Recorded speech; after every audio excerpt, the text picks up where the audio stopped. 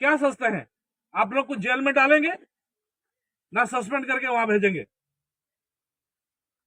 4 contractor 5 ठेकेदार को लगाने से क्या प्रॉब्लम है आपको? एक एक ठेकेदार का पीछे में पड़े हुए हैं आप लोग।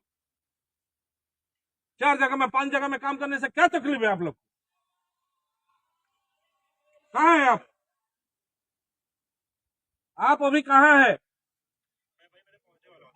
कहाँ कहाँ थे आप? आपको बता रहे हैं तो आप लोग वहां रह के रुकेंगे?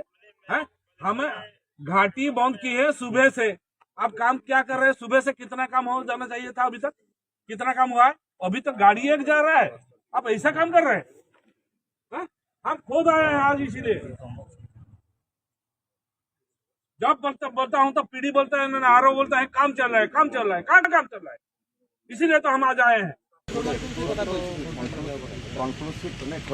जाम हेले भी आपण किसी ना किसी करदेवे कि जाम जिलापाल को कहतु 3 दिन खंडे अरेस्ट करदे गोटे अफिसर अरेस्ट कर रिजर्व आसिक से कंट्रोल करते देखिए लोकों भर गोटे डर छोट गाड़ी बेसी बदमाशी कर देखो बहुत दुखर कथा बारंबार कथा है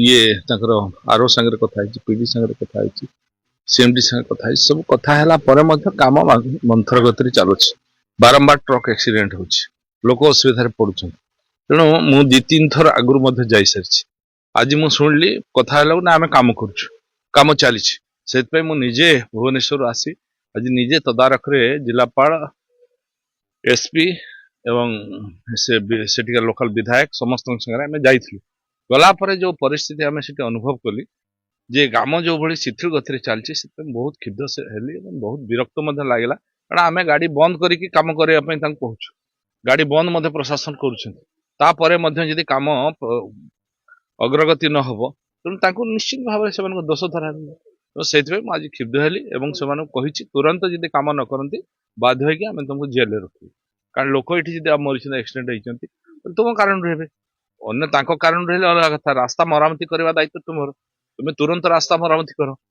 आ समय सीमा दिखाई तुम्हें बारंबार बाहाना ने तो हम ना कहले गाड़ी बंद अच्छी गाड़ी बंद अच्छी कि गाड़ी है आज गलापर 12टा पर्यंत कम आरंभ होता से अत्यंत क्रोधित होवार कारण हूँ से आज लोक हैरान होती कष्ट पाँच आम दायित्व हूँ आमको लोक भोट देकी निर्वाचित ये जनता जनार्दन सेवा करने सुविधा करने आदि से असुविधार भोग कले ताले आमको निजको कष्ट लगुच तेणु से आज विरक्त हेली आज तागिद कराई तुरंत 5टा जी रास्ता अच्छी से रास्ता को 5 भाग भाग कर 5 जन ठिकादार को लगे दिंतु जो कि तुरंत काम हो पार पूरा मेसीन लगातु जिते जहाँ इंस्ट्रूमेंट लगी पार सब लगे कर